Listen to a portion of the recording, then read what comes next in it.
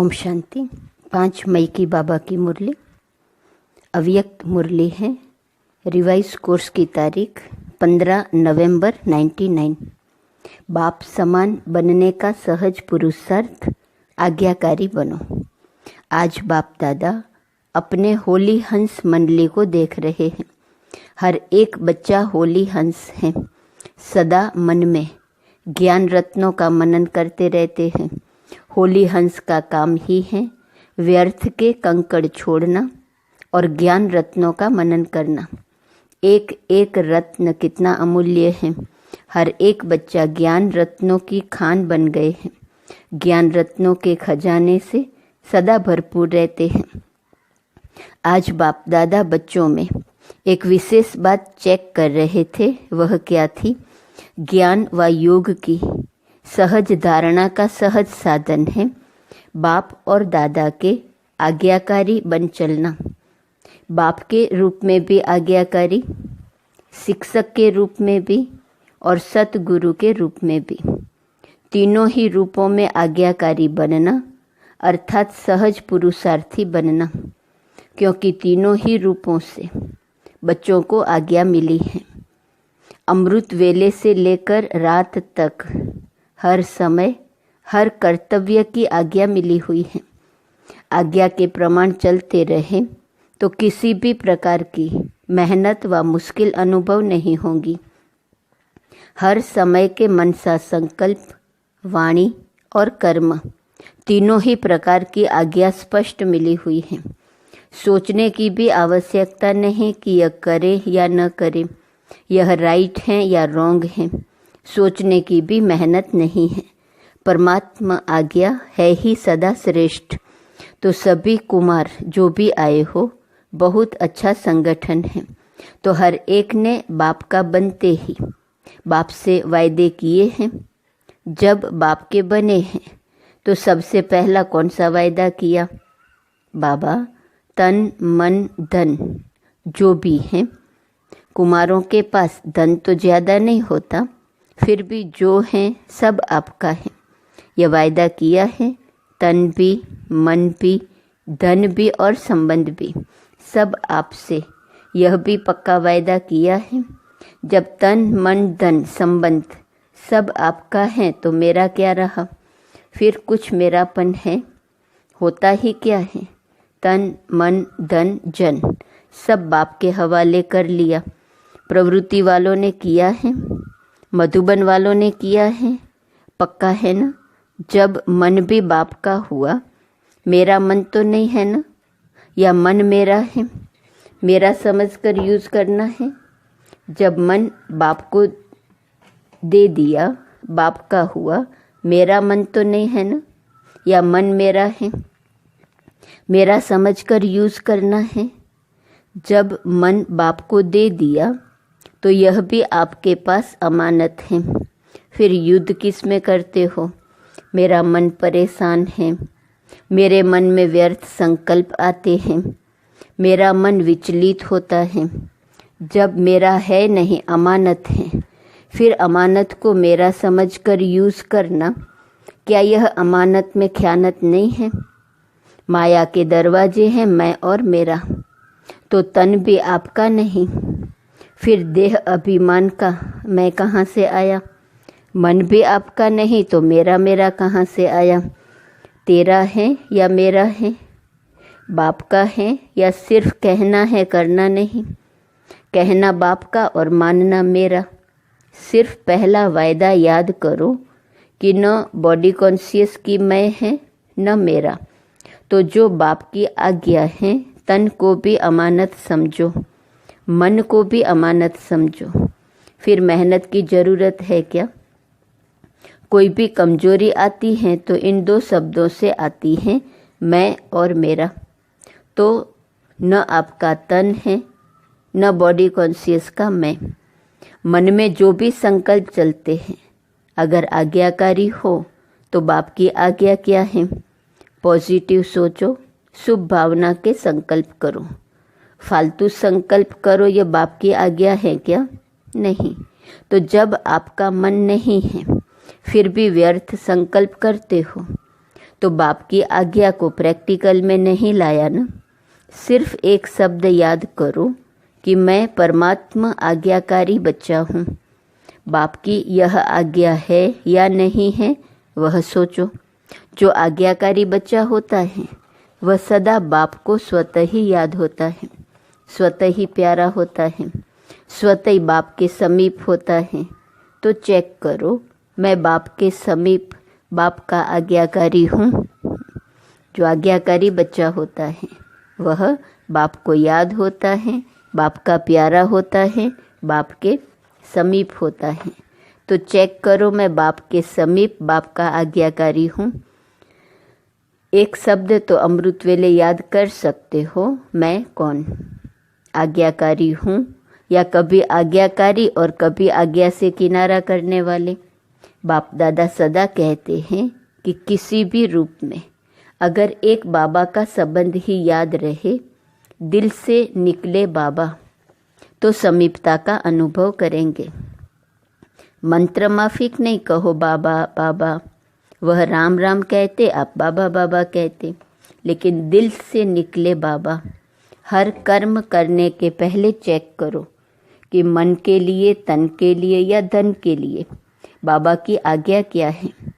कुमारों के पास चाहे कितना भी थोड़ा सा धन है, लेकिन जैसे बाप ने आज्ञा दी है कि धन का पोतामेल किस प्रकार से रखो, वैसे रखा है, या जैसे आता वैसे चलाते। हर एक कुमार को धन का भी पोतामेल रखना चाहिए। धन को कहाँ और कैसे यूज़ करना है, मन को भी कहाँ और कैसे यूज़ करना है, तन को भी कहाँ लगाना है, यह सब पोतामेल होना चाहिए। आप दादियाँ जब धारणा की क्लास कराती हैं तो समझाती हैं ना कि धन को कैसे यूज़ करो, क्या पोतामेल रखो। कुमारों को पता है पोतामेल कैसे रखना है, कहाँ लगाना है, यह मालूम है। थोड़े हाथ उठा रहे हैं, नए नए भी हैं, इन्हों को मालूम नहीं है। इन्हों को यह ज़रूर बताना कि क्या क्या करना है, निश्चिंत हो जाएंगे, बोझ नहीं लगेगा। क्योंकि आप सबका लक्ष्य है कुमार माना लाइट, डबल लाइट। कुमारों का लक्ष्य है न कि हमको नंबर 1 आना है, तो लक्ष्य के साथ लक्षण भी चाहिए। लक्ष्य बहुत ऊंचा हो और लक्षण नहीं हो तो लक्ष्य तक पहुंचना मुश्किल है। इसलिए जो बाप की आज्ञा है उसको सदा बुद्धि में रख, फिर कार्य में आओ। बाप दादा ने पहले भी समझाया है कि ब्राह्मण जीवन के मुख्य खजाने हैं संकल्प, समय और श्वास। आपके श्वास भी बहुत अमूल्य हैं। एक श्वास भी कॉमन नहीं हो, व्यर्थ नहीं हो। भक्ति में कहते हैं श्वासोश्वास अपने इष्ट को याद करो, श्वास भी व्यर्थ नहीं जाए। ज्ञान का खजाना, शक्तियों का खजाना यह तो है ही, लेकिन मुख्य ये तीनों खजाने संकल्प, समय और श्वास आज्ञा प्रमाण सफल होते हैं, व्यर्थ तो नहीं जाते। क्योंकि व्यर्थ जाने से जमा नहीं होता, और जमा का खाता इस संगम पर ही जमा करना है। चाहे सतयुग त्रेता में श्रेष्ठ पद प्राप्त करना है, चाहे द्वापर कलयुग में पूज्य पद पाना है, लेकिन दोनों का जमा इस संगम पर करना है। इस हिसाब से सोचो कि संगम समय की जीवन के छोटे से जन्म के संकल्प, समय, श्वास कितने अमूल्य हैं। इसमें अलबेले नहीं बनना। जैसे आया वैसे दिन बीत गया, दिन बीता नहीं, लेकिन एक दिन में बहुत बहुत गंवाया। जब भी कोई फालतू संकल्प, फालतू समय जाता है तो ऐसे नहीं समझो चलो 5 मिनट गया, बचाओ। समय अनुसार देखो प्रकृति अपने कार्य में कितनी तीव्र है। कुछ न कुछ खेल दिखाती रहती है, कहाँ न कहाँ खेल दिखाती रहती है, लेकिन प्रकृतिपति ब्राह्मण बच्चों का खेल एक ही है, उड़ती कला का। तो प्रकृति को खेल दिखाती, प्रकृति तो खेल दिखाती, लेकिन ब्राह्मण अपने उड़ती कला का खेल दिखा रहे हो। कोई बच्चे ने बाप दादा को उड़ीसा के समुद्री तूफान की रिजल्ट लिख कर दी, यह हुआ, तो वह प्रकृति का खेल तो देख लिया।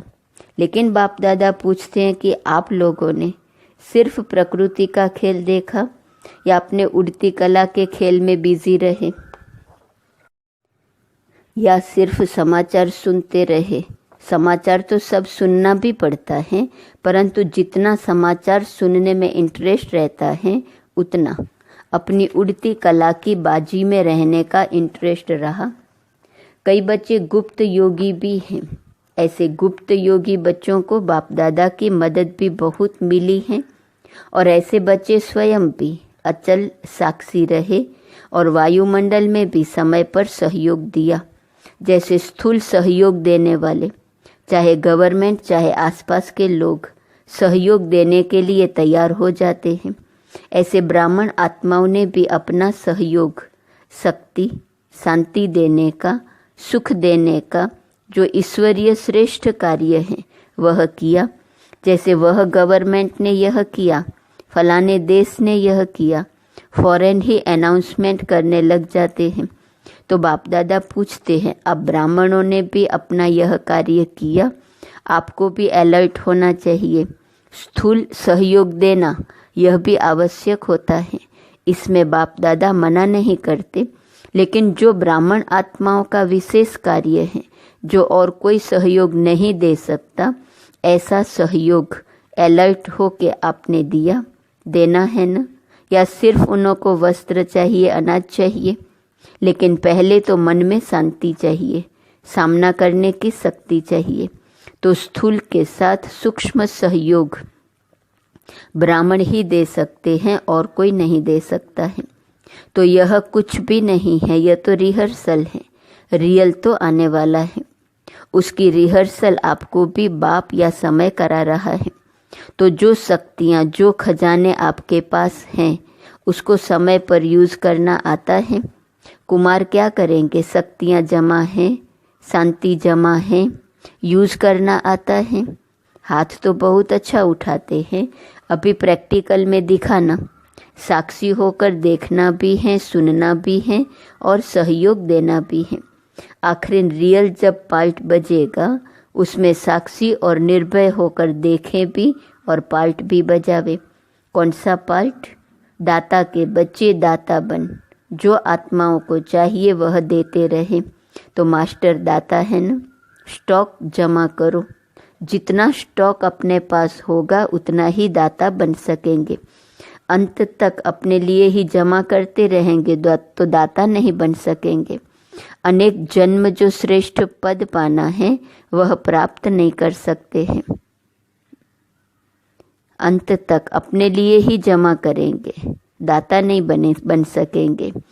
अनेक जन्म जो श्रेष्ठ पद पाना है वह पद प्राप्त नहीं कर सकेंगे। इसलिए एक बात तो अपने पास स्टॉक जमा करो, शुभ भावना श्रेष्ठ कामना का भंडार सदा भरपूर हो।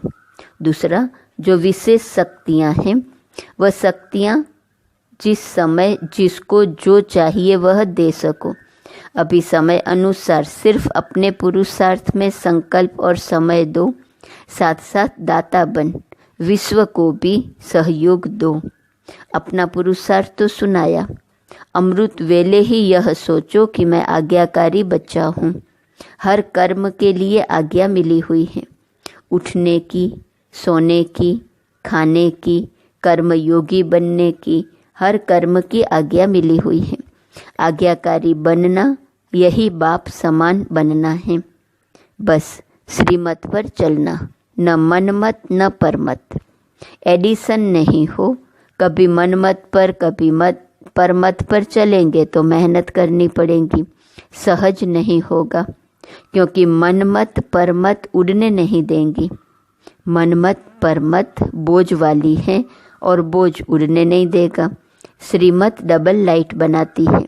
श्रीमत पर चलना अर्थात सहज बाप समान बनना। श्रीमत पर चलने वाले को कोई भी परिस्थिति नीचे नहीं ले आ सकती। तो श्रीमत पर चलना आता है।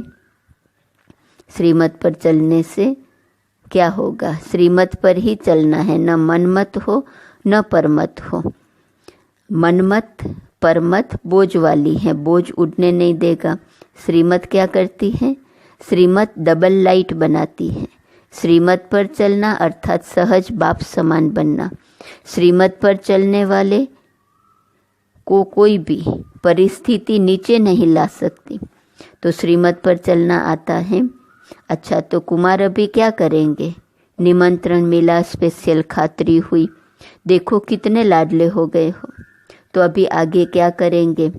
रिस्पॉन्ड देंगे या वहाँ गए तो वहाँ के, यहाँ आए तो यहाँ के? ऐसे तो नहीं है ना। यहाँ तो बहुत मज़े में हो, माया के वार से बचे हुए हो। ऐसा कोई है जिसको यहाँ मधुबन में भी माया आई हो? ऐसा कोई है जिसको मधुबन में भी मेहनत करनी पड़ी हो, सेफ हो? अच्छा है, बाप दादा भी खुश होते हैं। समय आएगा जब यूथ ग्रुप पर गवर्नमेंट का भी अटेंशन जाएगा, लेकिन तब जाएगा जब आप विघ्न विनाशक बन जाओ। विघ्न विनाशक किसका नाम है? आप लोगों का है ना। विघ्नों की हिम्मत नहीं हो जो कोई कुमार का सामना करे, तब कहेंगे विघ्न विनाशक। विघ्न की हार भले हो लेकिन वार नहीं करे। विघ्न विनाशक बनने की हिम्मत है? या वहाँ जाकर पत्र लिखेंगे, दादी बहुत अच्छा था लेकिन पता नहीं क्या हो गया? ऐसे तो नहीं लिखेंगे। यही खुशखबरी लिखो, ओके, वेरी गुड, विघ्न विनाशक हूँ, बस एक अक्षर लिखो, ज़्यादा लंबा पत्र नहीं, ओके। अच्छा, मधुबन की भी विशेषता बाप दादा के पास पहुँच गई है। मधुबन वालों ने अपने चार्ट भेजे हैं, बाप दादा के पास पहुँचे हैं। बाप दादा सभी बच्चों को आज्ञा मानने वाले आज्ञाकारी बच्चों की नज़र से देखते हैं। विशेष कार्य मिला और एवर रेडी बन किया है, इसकी विशेष मुबारक दे रहे हैं। अच्छा, हर एक ने अपना स्पष्ट लिखा है। आप भी, दादी को बाबा कह रहे हैं, आप भी रिजल्ट देखकर क्लास कराना। अपनी अवस्था का चार्ट अच्छा लिखा है। बाप दादा तो मुबारक दे ही रहे हैं, सच्ची दिल पर साहेब राजी होता है। अच्छा, चारों ओर के बाप दादा के आज्ञाकारी बच्चों को, सदा विघ्न विनाशक बच्चों को, सदा श्रीमत पर चलने वाले, मेहनत से मुक्त रहने वाले, सदा मौज में उड़ने और उड़ाने वाले, सर्व खजानों के भंडारे से भरपूर रहने वाले, ऐसे बाप के समीप और समान रहने वाले बच्चों को बहुत बहुत याद, प्यार और नमस्ते। कुमारों को भी विशेष अथक और एवर रेडी, सदा उड़ती कला में उड़ने वालों को बाप दादा का विशेष याद, प्यार। बाप दादा ने डायमंड हॉल में बैठे हुए सभी भाई बहनों को दृष्टि देने के लिए हॉल का चक्र लगाया। बाप दादा का हर एक बच्चे से बहुत बहुत बहुत प्यार है। ऐसे नहीं समझे कि हमारे से बाप दादा का प्यार कम है। आप चाहे भूल भी जाओ, लेकिन बाप निरंतर हर बच्चे की माला जपते रहते हैं, क्योंकि बाप दादा को हर बच्चे की विशेषता सदा सामने रहती है। कोई भी बच्चा विशेष न हो या नहीं है, हर बच्चा विशेष है। बाप कभी एक बच्चे को भी भूलता नहीं है। तो सभी अपने को विशेष आत्मा है और विशेष कार्य के लिए निमित्त हैं। ऐसे समझ के आगे बढ़ते चलो। अच्छा, आज का वरदान, सदा रूहानी स्थिति में स्थित रह, दूसरों की भी रूह को देखने वाले रूहानी रूहे गुलाब भव। रूहे गुलाब अर्थात जिसमें सदा रूहानी खुशबू हो। रूहानी खुशबू वाले जहाँ भी देखेंगे, जिसको भी देखेंगे, तो रूह को देखेंगे, शरीर को नहीं। तो स्वयं भी सदा रूहानी स्थिति में रहो और दूसरों की भी रूह को देखो। जैसे बाप ऊंचे से ऊंचा है, ऐसे उसका बगीचा भी ऊंचे से ऊंचा है। जिस बगीचे का विशेष श्रृंगार रूहे गुलाब आप बच्चे हो। आपकी रूहानी खुशबू अनेक आत्माओं का कल्याण करने वाली है। स्लोगन, मर्यादा तोड़कर किसी को सुख दिया तो वह भी दुख के खाते में जमा हो जाएगा। आज का स्वमान, मैं श्रेष्ठ कर्म करने वाली आत्मा हूँ। अव्यक्त इशारे की पॉइंट 5 मई। कोई भी श्रेष्ठ कर्म करने से स्वयं के प्रति भी उसका प्रत्यक्ष फल, खुशी और शक्ति की अनुभूति होती है। और दूसरे भी ऐसी श्रेष्ठ कर्मी आत्माओं को देख पुरुषार्थ के उमंग उत्साह में आते हैं कि हम भी ऐसे बन सकते हैं, तो अपने प्रति प्रत्यक्ष फल मिल जाता और दूसरे की भी सेवा हो जाती है। ओम शांति।